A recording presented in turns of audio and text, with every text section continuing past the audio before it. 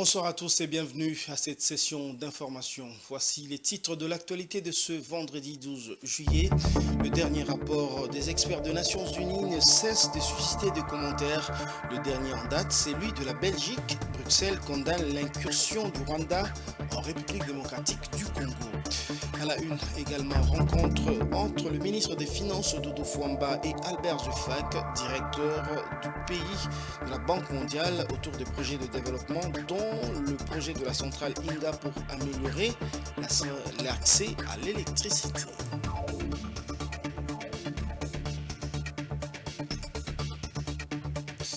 Bonsoir à tous, je l'ai annoncé en titre, le dernier rapport des experts des Nations Unies sur la situation sécuritaire en République démocratique du Congo qui détaille l'implication du Rwanda et de l'Ouganda en appui au M23 suscite plusieurs réactions de la part des pays amis à la RDC. C'est le cas de la Belgique qui a une fois de plus, dans un communiqué, condamné l'incursion du Rwanda au Congo comme l'ont fait entre autres la Suisse et les États-Unis d'Amérique. Suivez ce récit de Fiston Oleko.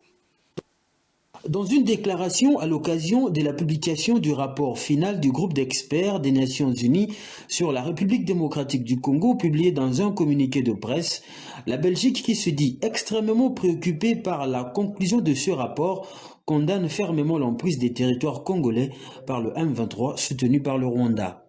Elle condamne en outre ces actions qui contreviennent aux principes de la Charte des Nations Unies et constituent des violations manifestes de l'intégrité territoriale et de la souveraineté de la RDC.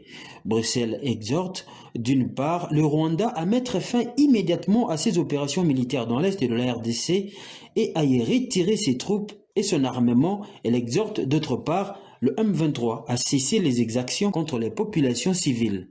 Dans ce document, la Belgique appelle toutes les parties à s'engager résolument dans les processus diplomatiques initiés au niveau régional. Une solution politique doit être trouvée afin de parvenir à la paix et la sécurité dans l'est de la RDC, indique-t-elle. Quelques jours avant, la Suisse s'est aussi exprimée dans ce sens lors de la récente réunion du Conseil de sécurité sur la situation sécuritaire dans l'est de la RDC. La représentante permanente de ce pays, Pascaline Baerichwil, a fustigé les attaques des forces rwandaises de défense et la récente opération d'occupation de plusieurs localités du territoire de Lubero au Nord Kivu. Elle traite d'inacceptable la persistance des troupes armées dans cette partie du pays. Cette avancée constitue, selon elle, une violation de la souveraineté et de l'intégrité territoriale de la RDC. Lors de la même réunion du Conseil de sécurité, la représentante des États-Unis a fait savoir que les actions du Rwanda en RDC se seraient désormais étendues au-delà des opérations militaires du M23. Ainsi, a-t-elle révélé, le Rwanda engage au moins 4000 troupes pour son intervention militaire. Ce rapport d'experts de l'ONU a aussi démontré l'implication de l'Ouganda dans cette agression, ce que le pays de Museveni a rejeté. Le porte-parole de UPDF a indiqué que ce rapport souffre de documentation. La RDC peut-elle réussir le défi de l'exploitation minière sans polluer l'air, le sol et l'eau? Ce challenge peut sembler impossible à relever, mais selon l'ONG African Wildlife Foundation, cela est tout à fait possible. Il faut des outils et une technologie appropriée, selon Charlie Fasseux, vice-président de cette organisation de conservation de la nature, que je propose de suivre. Notre mission AWF, c'est que la faune et la flore prospèrent dans une Afrique moderne. Et à AWF, nous disons que l'Afrique doit se développer.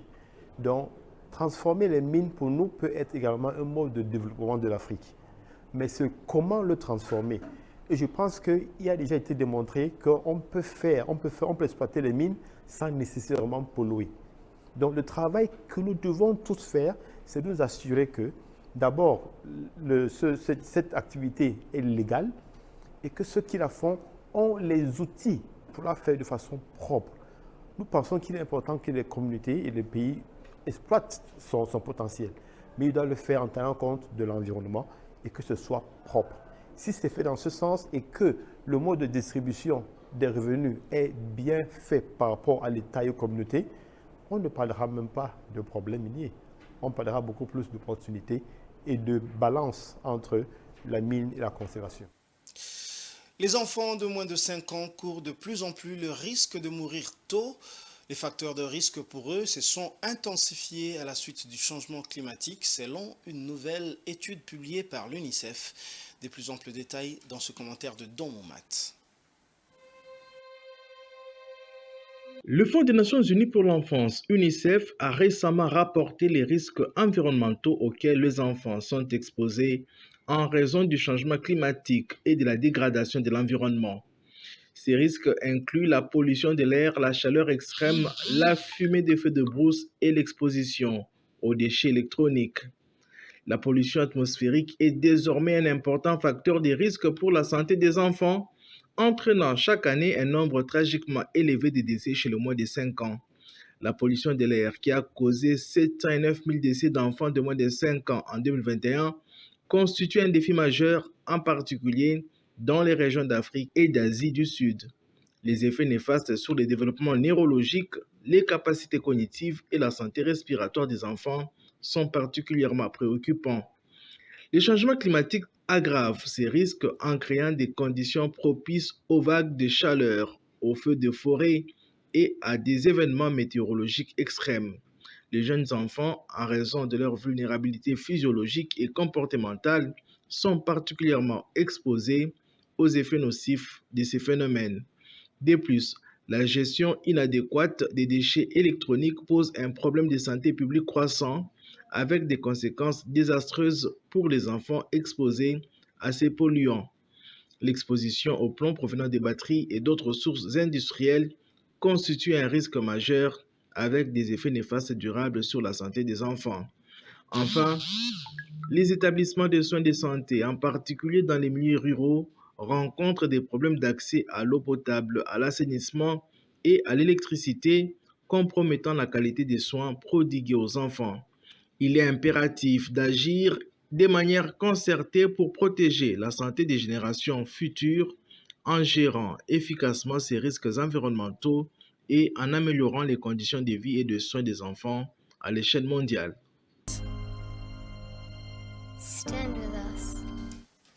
Bonne nouvelle pour la population du territoire d'Irumu. L'administration militaire de l'Ituri met à la disposition de villages Kangakolo et Irumu Centre ainsi que le groupement Basunu et Mayaribo 2 barques pour assurer la traversée sur la rivière Chari et Ituri. Un geste qui certainement va renforcer la cohabitation pacifique et la cohésion sociale entre les communautés, affirme l'administrateur du territoire d'Irumu lors de la cérémonie d'inauguration. C'est un reportage signé la presse militaire de la province de l'Ituri. Mise en service jeudi 11 juillet 2024 des 2 barques dont du gouvernement provincial sur la rivière Chari, reliant le village Kangakolo et Irumu Centre et l'autre sur le conflit Ituri Chari, reliant le groupement Basunu et Mayaribo respectivement dans la chefferie de Basili et de Mobala. C'est l'administrateur militaire du territoire d'Irumu qui a présidé la cérémonie officielle qui était précédée par celle de Koutimi.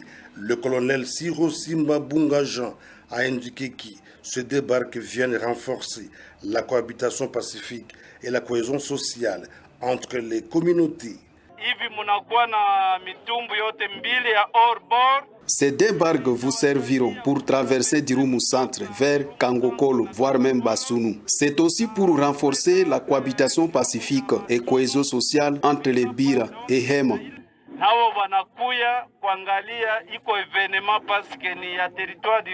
Parlant au nom de chef Koutimi, Sa Majesté Katalo Takumara André, chef du secteur de Bahema Sid, a reconnu les efforts déployés par le gouvernement militaire de l'Ituri dans le rétablissement de la paix dans le territoire d'Irumu.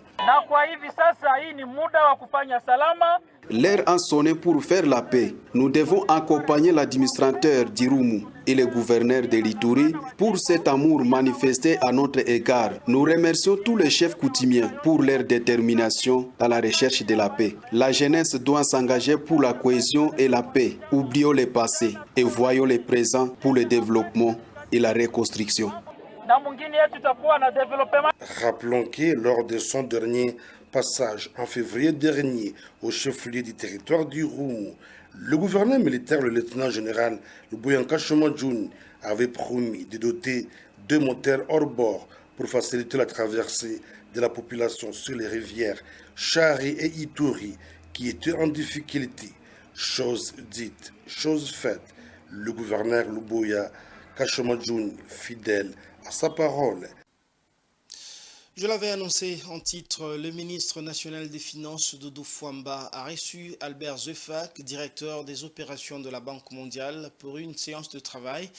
Ensemble, avec son hôte de marque, ils ont discuté des projets clés comme le Grand Inga et le projet Pacte visant à améliorer les infrastructures de base et l'accès à l'électricité en RDC. Un engagement pour un développement économique inclusif mettant l'accent sur l'éducation et la santé a été pris. Confirmation avec le représentant de cette institution de Bretton Woods. Suivez. Nous sommes très heureux d'avoir pris du temps pour discuter avec Son Excellence Monsieur le ministre des Finances de la coopération entre la Banque mondiale et la République démocratique du Congo. Le ministre des Finances est le gouverneur pays pour la Banque mondiale et c'est donc naturel de travailler avec lui pour savoir quels sont les dossiers les plus importants pour nous à soumettre au conseil d'administration de la Banque mondiale dans l'année fiscale qui est en cours. Nous avons discuté d'un nombre de sujets extrêmement importants, y compris les réformes à mener pour permettre au Congo de réaliser sa vision, permettre au président de la République de réaliser ses projets les plus importants. Nous avons parlé de l'importance du capital humain et de l'investissement que la Banque mondiale peut mettre pour accompagner la République démocratique du Congo à créer, n'est-ce pas, les ressources humaines nécessaires au développement de ce pays. Il s'agit d'éducation, la gratuité de l'éducation, projet phare de son Excellence le Président Tshisekedi, supporté par la Banque mondiale. Nous avons parlé de la santé, financé également par la Banque mondiale, le projet PDSS qui a eu beaucoup de résultats. Nous avons parlé de l'importance de l'infrastructure routière. La Banque mondiale appuie le gouvernement pour la construction des routes et des autoroutes à travers le projet Pacte qui va bientôt s'enclencher pour la route Bujimaï-Kabinda, Bukavu. Nous allons travailler, comme l'a demandé le président de la République, à faire de cela une autoroute. Nous sommes en train de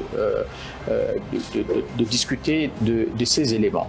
Nous avons enfin discuté de l'importance du numérique et des réformes macroéconomiques à faire pour avancer l'agenda de développement du Congo, mais aussi à garder un taux de croissance fort, mais une croissance aussi inclusive, une qui passe par la création d'emplois, d'où l'importance aussi des réformes du climat des affaires. La Banque mondiale, dans son cadre de partenariat stratégique avec la République démocratique du Congo, a ciblé 10 provinces en fonction du niveau de pauvreté, mais aussi en fonction de la possibilité d'avoir un impact plus fort sur la vie des populations.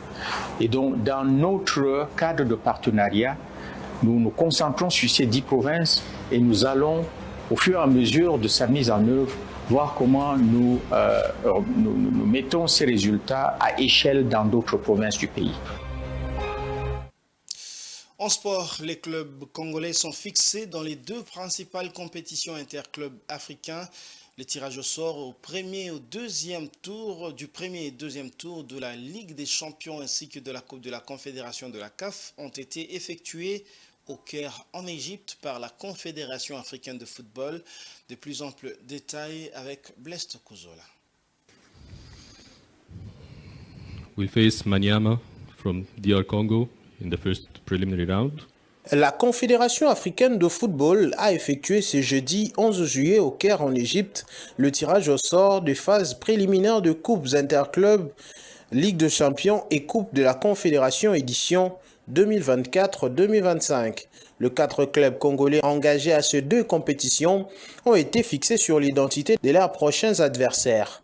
En Ligue de Champions, l'association sportive Maniema Union, seul représentant congolais concerné par le premier tour préliminaire, jouera face au FC Platinum du Zimbabwe. Le match aller aura lieu le week-end du 16 au 18 août au Mandava Stadium à Jvishavane, tandis que le retour se disputera le week-end du 23 au 25 août en République démocratique du Congo. Le lieu et la ville sont encore à déterminer. Le vainqueur de cette double confrontation défiera les Angolais du Petro Athletic Club au deuxième tour. Les 3 autres équipes congolaises exemptées du premier tour préliminaire sont fixées quant à leurs probables adversaires au second tour, dont la phase aller interviendra le week-end du 13 au 15 septembre et la phase retour le week-end du 20 au 22 septembre. Quant aux Corbeaux du tout-puissant Mazembe, ils affronteront au deuxième tour de la Ligue de champions de la CAF le vainqueur de la double confrontation Niassa Big Bullet du Malawi et Reeds Arrows FC de la Zambie. En Coupe de la CAF, l'AS V Club jouera l'équipe qui se qualifiera entre Hotspurs FC de l'Eswatini et Stellenbosch Football Club de la République sud-africaine.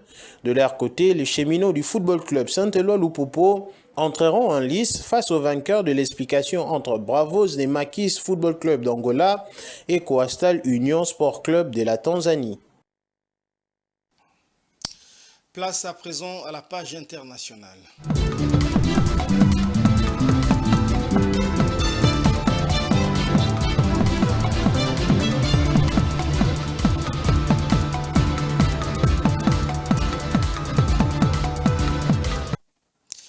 « 29% des banques centrales dans le monde prévoient augmenter leurs réserves d'or au cours des 12 prochains mois. Dans plusieurs pays africains producteurs d'or, dont l'Ouganda, les banques centrales ont mis en place depuis quelques années des programmes d'achat d'or auprès des producteurs locaux. Blaise Tokuzola. La Bank of Uganda a décidé d'acheter de l'or auprès de producteurs locaux. C'est ce que rapporte cette semaine l'agence de presse Reuters, citant le dernier rapport de la Banque centrale ougandaise sur l'état de l'économie. Plusieurs producteurs africains d'or ont depuis quelques années recouru aux programmes nationaux d'achat d'or pour soutenir leurs réserves de change. L'or est en effet un actif de réserve reconnu qui peut servir dans les échanges internationaux. Selon un sondage réalisé cette année par le World Gold Council, 29% des banques centrales prévoient augmenter leurs réserves d'or au cours de 12 prochains mois. Il s'agit du niveau le plus élevé observé depuis la mise en place de cette enquête annuelle en 2018. En Afrique, le Ghana, les Zimbabwe ou encore le Nigeria sont autant de pays qui utilisent leurs ressources en or comme un atout dans la politique monétaire. Au Nigeria, le ministre de Mines, Dele Alake, a indiqué en juin dernier que le programme national d'achat a permis d'ajouter plus de 5 millions de dollars aux réserves de change de la Banque centrale du pays. Pour rappel, l'Ouganda est devenu ces dernières années un des principaux exportateurs africains d'or. Le pays a engagé 2,3 milliards de dollars de revenus grâce aux exportations l'année dernière contre 201 millions de dollars en 2022. La décision de la Banque centrale pourrait mettre un coup d'arrêt à cette croissance. Depuis 2012, la Côte d'Ivoire s'engage dans une transformation ambitieuse de son système de transport urbain avec un investissement de 482 millions d'euros, des projets phares comme le métro Nord-Sud et le bus rapide transit Yopougon-Bingerville. Le projet de mobilité urbaine d'Abidjan vise à améliorer l'accessibilité, réduire le temps de trajet et offrir un transport public moderne et écologique à des millions de citoyens. C'est un commentaire de nos confrères d'Africa 24. En Côte d'Ivoire, le gouvernement a initié depuis 2012 une série de réformes et de projets pour améliorer la mobilité urbaine dans la métropole du pays. À Abidjan, ville la plus peuplée de l'Afrique de l'Ouest francophone avec ses 4,3 millions d'habitants. 2 grands corridors structurants, nord-sud et est-ouest, ont été identifiés pour la construction de transports collectifs de masse d'ici 2025. Cette initiative vise à relier les zones fortement peuplées telles que Abobo et Yopougon aux principales pôles d'activité comme le plateau et Adjamé, tout en améliorant l'efficacité du système de transport public. Pour la réhabilitation du réseau routier existant, On a assisté à la construction et ou au bitumage de plusieurs routes ou sections de routes, dont la Y4, l'extension de l'autoroute Saint-Grobo à Bouaké, la construction de l'autoroute de Grand Bassam, la construction de nombreux ouvrages, dont le 3e, le 4e et le 5e pont. L'un des projets phares est la mise en place de la ligne 1 du métro Nord-Sud, reliant Abobo à Port-Boué. Ce projet est complété par le projet de mobilité urbaine d'Abidjan, PMUA, qui inclut la création d'un bus rapide transit sur l'axe Est-Ouest reliant Yopougon à Mégerville. Cofinancé par la Banque mondiale et l'Agence française de développement, le PMUA vise à améliorer l'accessibilité économique et sociale tout en réduisant le temps de trajet de 3 heures à 45 minutes pour les usagers du BRT. Les investissements globaux pour le PMUA s'élèvent à environ 482,6 millions d'euros, incluant une contribution significative du secteur privé. Ce projet fait partie du vaste programme que le groupe de la Banque mondiale finance pour appuyer le développement de la Côte d'Ivoire avec un portefeuille actuel de près de 6 milliards de dollars et une trentaine de projets et programmes. Pour la ville d'Abidjan en particulier, ce sont environ 600 millions de dollars qui sont consacrés à la mobilité. Depuis le lancement du PMUA en 2020, des progrès notables ont été réalisés avec la construction d'infrastructures BRT en cours et le recrutement des opérateurs en cours de finalisation. L'amélioration de la couverture routière et des infrastructures de transport depuis 2012 a considérablement augmenté l'efficacité des déplacements urbains. Vous informez, c'est aussi à travers la presse parue ce vendredi à Kinshasa. Place à présent à la revue de presse.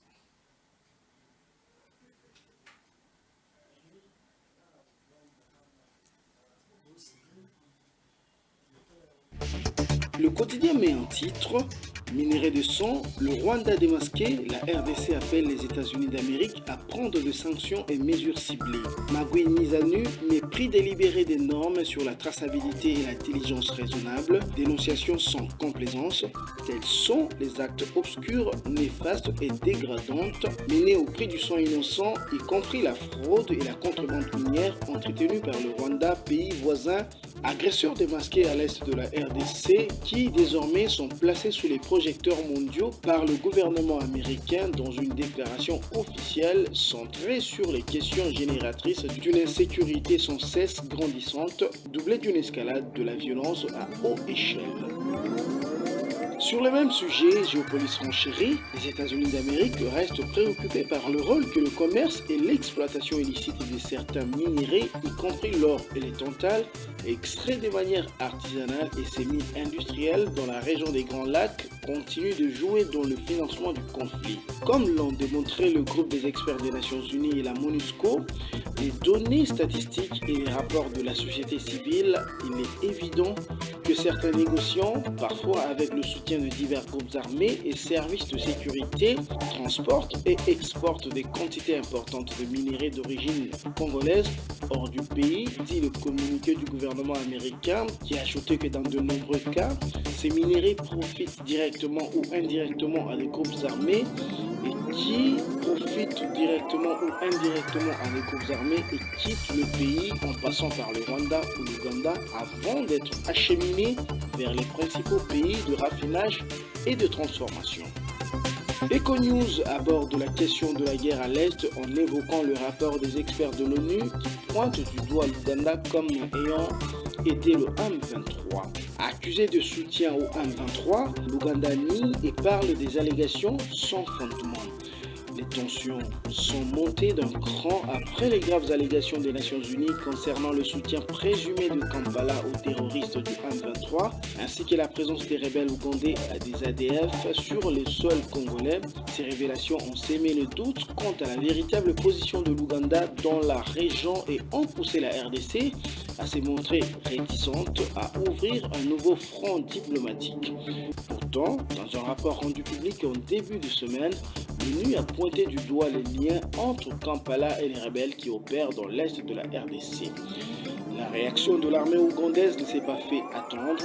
Le colonel Deo Aitiki, porte-parole de l'armée ougandaise, a nié catégoriquement les accusations des experts des Nations Unies, les qualifiant de risibles, sans fondement et illogiques. Selon lui, les qualifiant de risibles, sans fondement et illogiques. Sur un tout autre sujet, Congo Nouveau aborde le sujet chaud de la politique et met en titre UDPS, Félix Tshisekedi invité à éteindre le feu. Après 5 ans d'exercice de pouvoir, le navire UDPS semble prendre de l'eau de toutes parts. Seulement, d'aucuns s'interrogent sur les silences du chef. Du chef de l'État. Lors d'une conférence animée la semaine passée à Kinshasa, Eteni Longondo, ancien ministre de Santé, élu député de la province de l'Équateur, a publiquement déploré la gestion d'Augustin Kabouya, secrétaire général du parti. Dans la foulée, il a même exigé la convocation d'un congrès extraordinaire pour sauver l'UDPS de la noyade. Depuis, des voix s'élèvent au sein des différentes structures du parti présidentiel. D'après des sources, même certaines fédérations du parti dans des provinces sont secouées. C'est le cas à Lubumbashi où des marches étaient organisées pour exiger le départ d'Augustin Kabouya à la tête de l'UDPS. Au revoir.